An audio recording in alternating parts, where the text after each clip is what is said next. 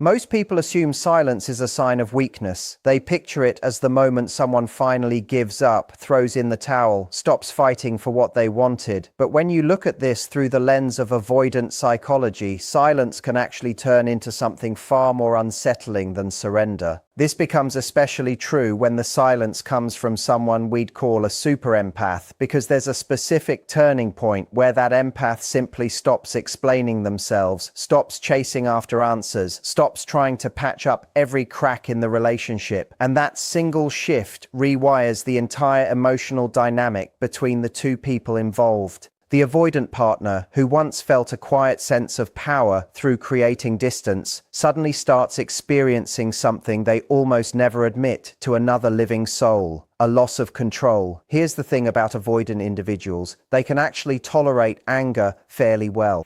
They can sit with someone's emotional outbursts.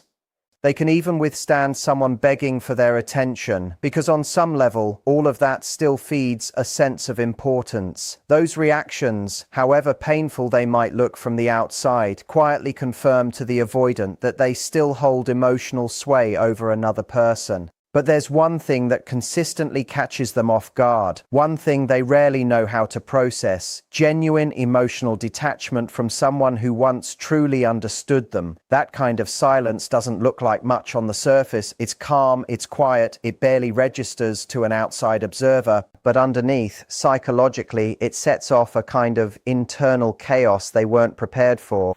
Here's a truth about avoidant attachment that doesn't get discussed nearly enough. Many avoidant people secretly depend on being pursued far more than they'd ever admit, maybe even more than they themselves realize. They can put on a convincing performance of independence. They can act emotionally unreachable. They might repeatedly push people away, sometimes without any obvious remorse. But the instant that emotional connection genuinely vanishes, their internal world tends to shift in ways they never anticipated. This explains why some avoidant partners resurface months down the line, seemingly out of nowhere. It explains why some of them spiral into a kind of obsession after being cold and distant for so long. And it explains why the super empath, the moment they finally stop overgiving, becomes impossible to forget. Let's be clear about something important. A super empath is not fragile. They are not emotionally needy or desperate for validation.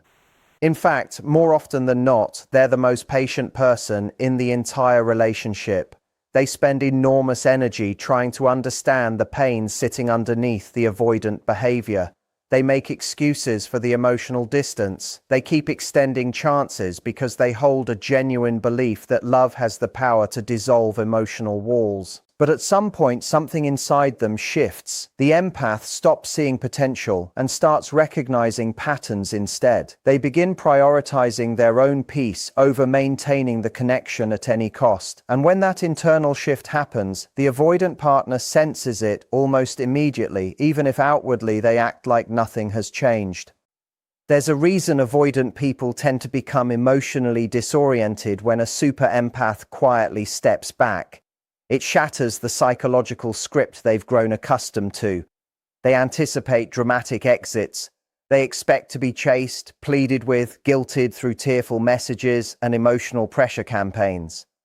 But calm, quiet detachment produces an entirely different kind of impact. It strips away certainty, and uncertainty is profoundly uncomfortable for someone who has spent years mastering the art of controlling emotional distance. Psychologists frequently describe avoidant attachment as a defense mechanism built around protecting the self emotionally. Many avoidant individuals learned early on, often in childhood, that being vulnerable led to disappointment, rejection, or a loss of their independence. So they built walls instead. They learned to detach during conflict, to suppress what they were feeling, to steer clear of emotional dependence altogether. But there's a flip side to this psychology that rarely gets airtime. Many avoidant people secretly long for deep emotional connection while simultaneously being terrified of it. That internal tug-of-war creates a kind of emotional confusion that follows them well into their adult relationships. This contradiction becomes especially pronounced when they cross paths with a super empath, because super empaths are capable of something most people simply can't manage. They make avoidant partners feel genuinely seen without demanding immediate vulnerability in return.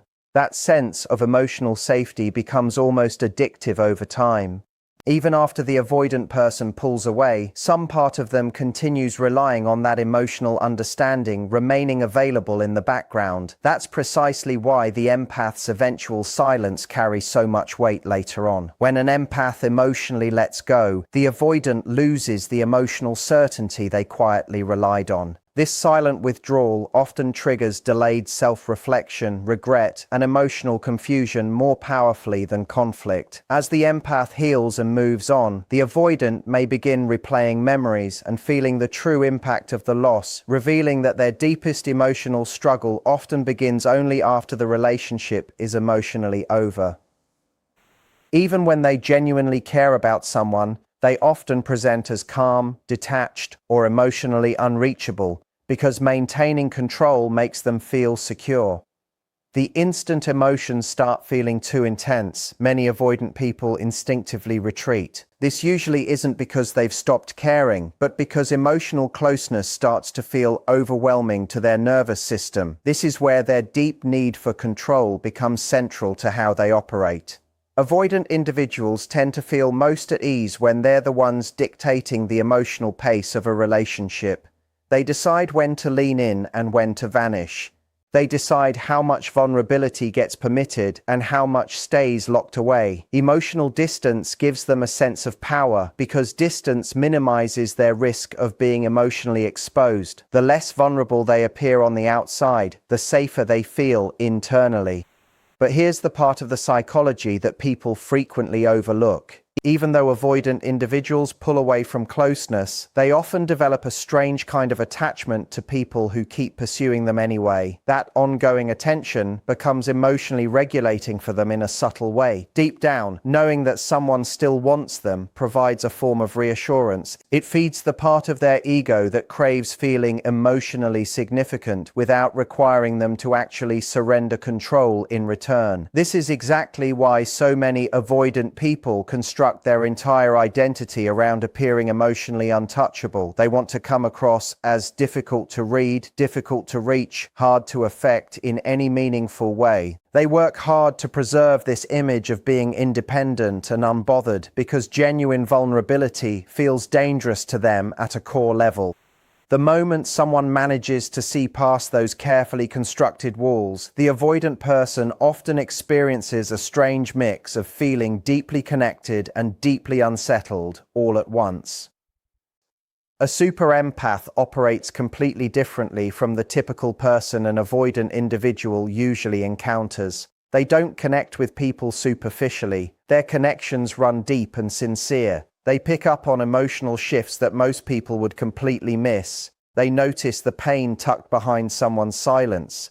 They notice the fear hiding behind emotional distance. And because of that heightened emotional awareness, they tend to remain remarkably patient with avoidant partners, often for a very long stretch of time. A super empath is typically the one who keeps trying to understand rather than immediately walking away at the first sign of trouble. They offer second chances generously. They make allowances for emotional inconsistency. They keep communicating calmly, even as the relationship starts to feel emotionally draining. Their love isn't shallow or performative. It's thoughtful, emotionally intelligent, and genuinely compassionate.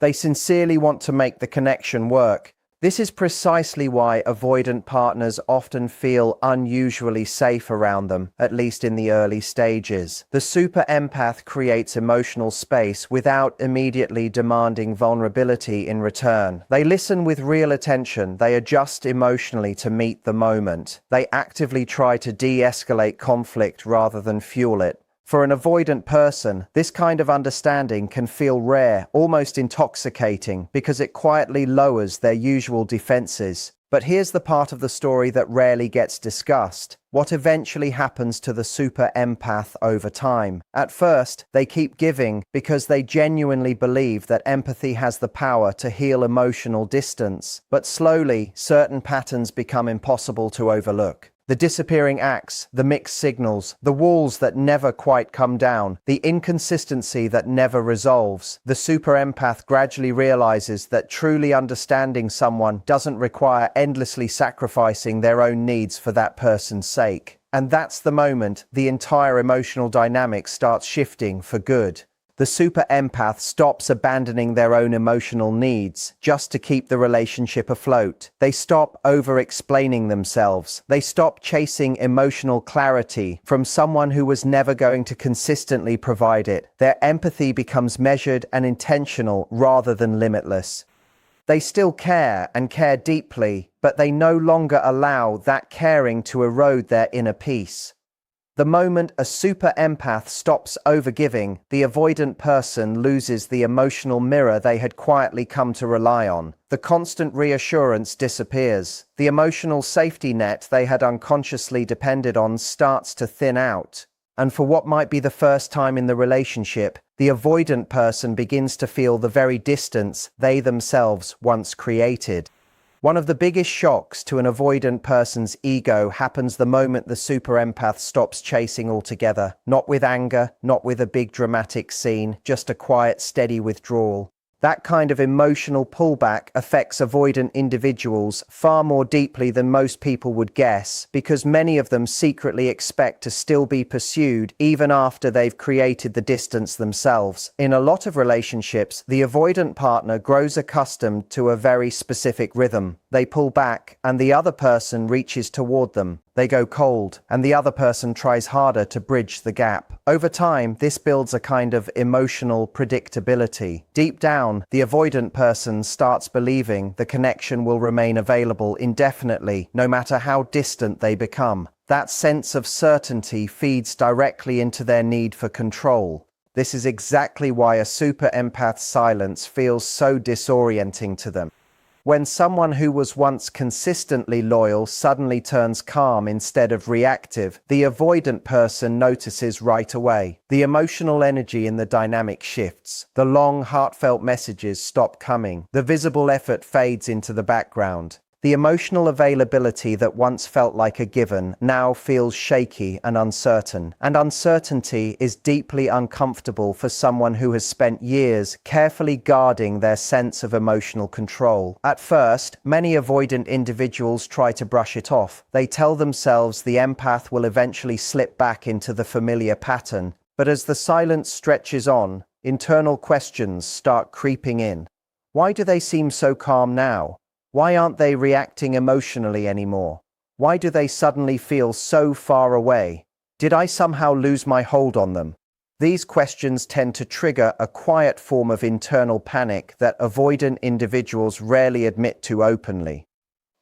Instead of expressing fear directly, it tends to surface indirectly, through overthinking, through checking for signs of attention, through sudden curiosity, or through a kind of emotional confusion. They struggle to fully articulate even to themselves. The absence of pursuit pushes them into a position they were never emotionally prepared to handle. And what makes all of this even more striking is that the super empath isn't trying to manipulate the avoidant person in any way. They're simply worn out. They stop chasing because they finally recognize that continuously pursuing emotional closeness with someone who remains unavailable only depletes their own peace of mind. And that calm, steady withdrawal quietly removes the emotional reassurance the avoidant person had come to depend on, often without even realizing how much they relied on it. The second sign emerges when the super empath gradually becomes less emotionally available themselves. This shift usually starts subtly, but for an avoidant person, it feels deeply unfamiliar territory. The individual who once responded with seemingly endless patience begins responding in a noticeably different way. The emotional warmth grows quieter. The steady stream of reassurance fades, and the avoidant person begins to sense that something significant is shifting beneath the surface. The empath no longer explains every single feeling in exhaustive detail. They stop trying to smooth over misunderstandings that were never properly acknowledged in the first place. They stop overanalyzing the relationship just to keep the emotional thread alive.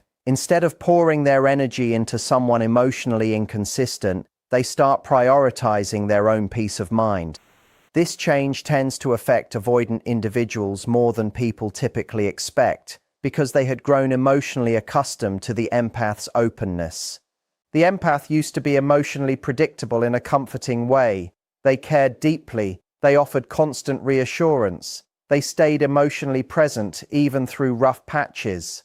But now that emotional access feels limited, more guarded, more distant, and for the avoidant person, this creates a discomfort they don't quite know how to process. The empath also stops seeking validation from the avoidant partner. They no longer wait around for small emotional gestures. They stop needing constant confirmation that they matter to this person. That growing sense of emotional independence quietly reshapes the entire power balance in the relationship. The avoidant person eventually realizes that the empath's emotional world no longer revolves around them, and this is where the reversal truly begins. As the empath becomes emotionally detached and steady, the avoidant loses the sense of control they once had. Without emotional reactions to rely on, the avoidant experiences uncertainty, recognizes their own attachment, and may begin feeling vulnerable for the first time. The empath's calm, self-protective response shifts the power dynamic, making emotional peace more impactful than pursuit or confrontation. The person they once assumed would always respond to them emotionally is no longer reachable in the way they'd grown used to. The fourth sign cuts especially deep for the avoidant person on a psychological level, because it's the moment the super empath stops viewing them as somehow emotionally exceptional. In the beginning, the empath likely saw the avoidant partner through a lens filled with hope, curiosity, and emotional significance. They saw depth hiding behind the silence, complexity behind the distance. They believed there was something uniquely misunderstood about this person, and that belief made the connection feel emotionally charged and meaningful. For a lot of avoidant individuals, this quiet admiration becomes woven into the emotional dynamic itself. Their mystery generates intrigue. Their emotional distance generates curiosity, and without fully realizing it, they end up maintaining a sense of emotional power through unpredictability and ambiguity. The less emotionally accessible they seem, the more emotionally significant they can appear to the person chasing that connection. The super empath once interpreted all of this quite differently. They believed the avoidant partner's emotional walls stemmed from genuine pain rather than repeated patterns. They kept searching for deeper meaning behind the inconsistency. They kept extending emotional depth to someone who often struggled to reciprocate that same consistency. But eventually, clarity replaces the idealization that once fueled the connection. The empath stops romanticizing the emotional distance altogether. They stop viewing the avoidant partner as mysterious and start recognizing repetitive behavioral patterns instead. The disappearing acts no longer feel layered or complicated. The inconsistency no longer feels emotionally profound. The unavailability no longer feels special or unique. It simply becomes familiar, and that realization changes everything about the dynamic. The avoidant person starts feeling emotionally exposed because the carefully maintained image they'd built begins to crumble. The empath no longer reacts with fascination or a sense of obsession. They've become emotionally grounded enough to separate genuine connection from lingering confusion. This can quietly wound the avoidant person's ego in ways they rarely voice out loud, because instead of feeling untouchable, they start to feel ordinary, replaceable, simply human. The mystery that once protected their identity loses its power the instant someone finally sees through it clearly. The moment someone stops romanticizing their emotional distance, the avoidant person loses a piece of the identity they've spent years protecting. And for many of them, that shift feels genuinely destabilizing internally, because their sense of emotional control often hinged on remaining difficult to fully understand. Once the empath detaches from that illusion, the avoidant person can no longer hide behind the same emotional mystery they once relied on. The fifth and often deepest shift an avoidant person experiences, even if they never say it out loud, arrives when the super empath finds peace without needing closure. This isn't a loud, dramatic ending. It's something far quieter and in many ways far more powerful. The empath simply stops needing answers that were never going to arrive in the first place. Avoidant individuals frequently operate under an unspoken assumption within relationships. They believe emotional connections stay open-ended even after distance, silence, or withdrawal has set in. They assume some emotional thread still exists somewhere in the background. In many cases, they also assume the other person will keep waiting emotionally, even without a single word being exchanged. This creates a quiet, almost invisible form of emotional control, where their absence still carries weight. But once the super empath arrives at real emotional clarity, that assumption collapses. Instead of remaining stuck in confusion, the empath begins to genuinely heal. They stop replaying unanswered questions in their mind. They stop hunting for explanations for behavior that was never consistent to begin with.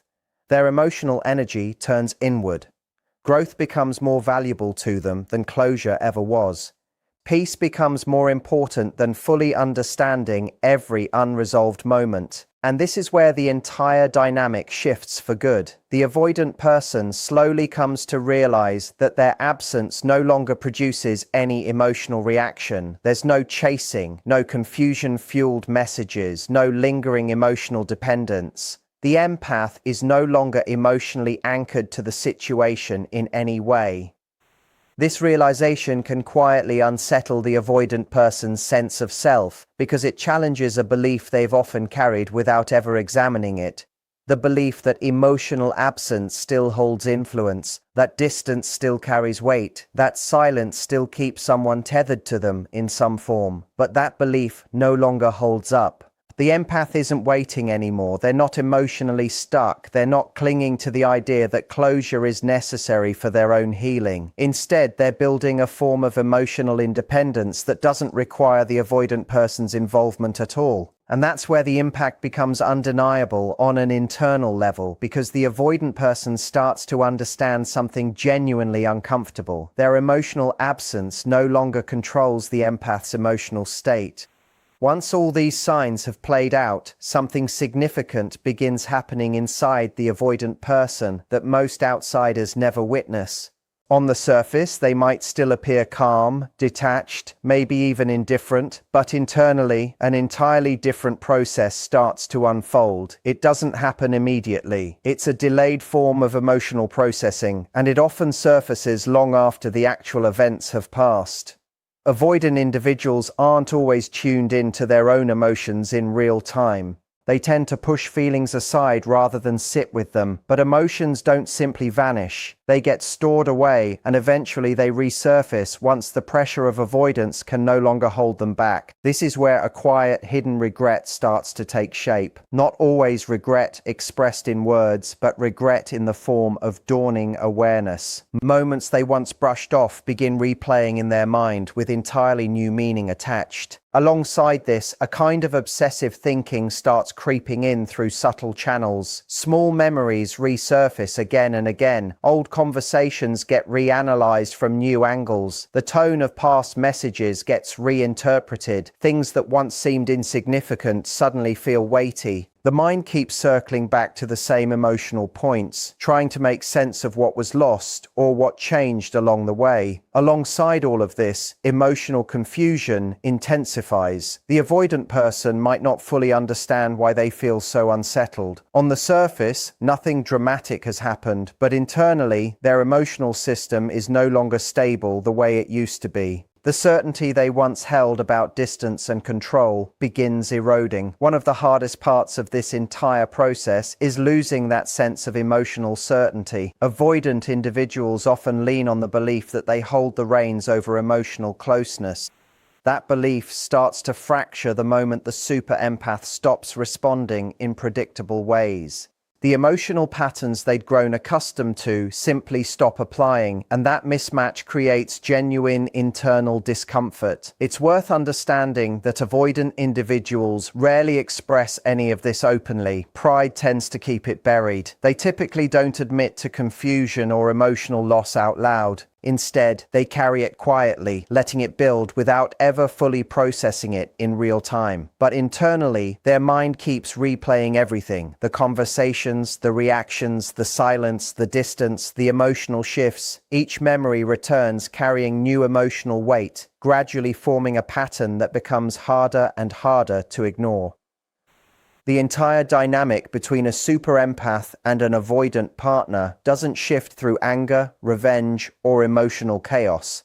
It shifts through something far quieter, something most people fail to even notice until it's already happened. It shifts through emotional self-respect. The super empath doesn't dismantle the avoidant person's defenses by trying to win some invisible contest or by fighting back. They simply reach a point where they stop abandoning their own needs for the sake of someone else's emotional inconsistency. They stop chasing clarity that was never actually being offered to them. They stop overgiving to someone who only ever meets them with distance. And in that exact moment, the emotional balance shifts entirely. What makes this so powerful is that the avoidant person is no longer dealing with reactions they can predict or steer. The patterns they once counted on start to fade away. The pursuit disappears, the responses change, the entire emotional energy shifts, and slowly, the sense of control they once held begins dissolving without a single direct confrontation ever taking place. This is where their sense of self quietly starts to crack, not because anyone attacked it directly, but because their usual methods of emotional control simply stop working the way they used to. The avoidant person is no longer the center of anyone's emotional reaction. They're no longer able to influence someone's feelings through distance alone. And that realization creates an internal shift that's hard to shake off, even if it never gets spoken aloud. The super empath becomes emotionally free, not by defeating the avoidant person in some kind of contest, but simply by choosing themselves. And that one choice changes absolutely everything about the dynamic that once existed between them. An avoidant person's sense of self often survives on emotional distance. But when a super empath finally walks away in peace, that same distance no longer feels like power to them. It starts to feel like loss.